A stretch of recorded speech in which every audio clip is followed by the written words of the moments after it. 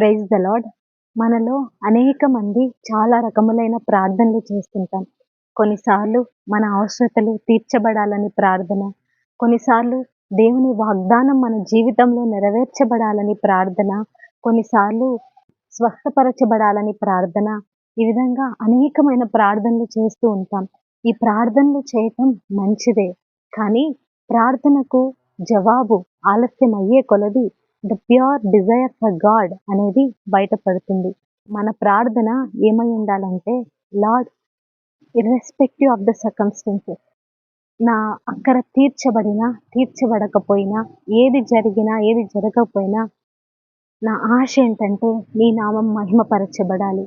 My desire is to glorify your name అన్న అనుభవంలోనికి మనము వెళ్ళాలి. మలాకి గ్రంథం 1వ అధ్యాయము 6వ వచనంలో దేవుడు అంటాడు, కుమారుడు తన తండ్రిని మహిమపరచును గదా, దాసుడు తన యజమానుని మహిమపరచును గదా, నేను తండ్రినైతే నాకు రావాల్సిన ఘనత ఏమాయను అని అడుగుతాడు. తండ్రి నుంచి అనేకమైన మేళ్ళు మనం పొందుకుంటాము. కానీ ఆయన నామమును మహిమపరచకుండా ఒకవేళ కప్పి పెడితే అది సరైన పని కాదు. మన ప్రార్థన ఎటువంటి అనుభవంలోనికి వెళ్ళాలంటే, తండ్రి, నా అక్కర ఉంది, అయితే ఈ అక్కర కంటే ఎక్కువగా నా ఆశ నీ నామం మహిమపరచబడాలి. వాగ్దానం ఇచ్చావు, అయితే ఈ వాగ్దాన నెరవేర్పు కంటే ఎక్కువగా నీ నామము మహిమపరచబడాలి.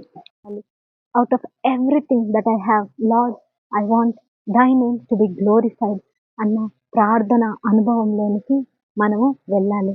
Out of the love for God మనము దేవుని మహిమపరచాలి.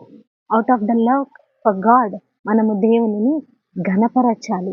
నేను అనుకుంటాను, ఇటువంటి ప్రార్థన ఇట్ ప్లీజెస్ గాడ్. దేవునికి ఎంతో సంతోషాన్ని ఇస్తుందేమో. బికాస్ ఆయన కుమార్తెలుగా, ఆయన కుమారులుగా ఈ భూమి మీద జీవిస్తున్న మనము ఆ తండ్రి మహిమ కోసం మనం ఆశపడితే నిశ్చయముగా మన అవసరం కంటే ఎక్కువగా, మన అక్కర కంటే ఎక్కువగా, when we seek to glorify the God's name that pleases God a lot, అటువంటి అనుభవంలోనికి తండ్రిని మహిమపరచాలన్న వాంఛ కలిగిన ప్రార్థన, తండ్రిని మహిమపరచాలన్న ఆశ కలిగిన ప్రార్థన మనము చేయలాగున పరిశుద్ధాత్మ దేవుని ప్రేరణ మన హృదయంలో సదాకాలము కలిగించి, ఆ విధముగా జీవించి, తండ్రి యొక్క కుమారులుగా, కుమార్తెలుగా ఆయనకి మహిమ తెచ్చువారముగా మనమందరము ఉండులాగున పరిశుద్ధాత్మ దేవుని సహాయము, నడిపింపు, కృప మనకి ఎల్లప్పుడూ కలుగును గాక.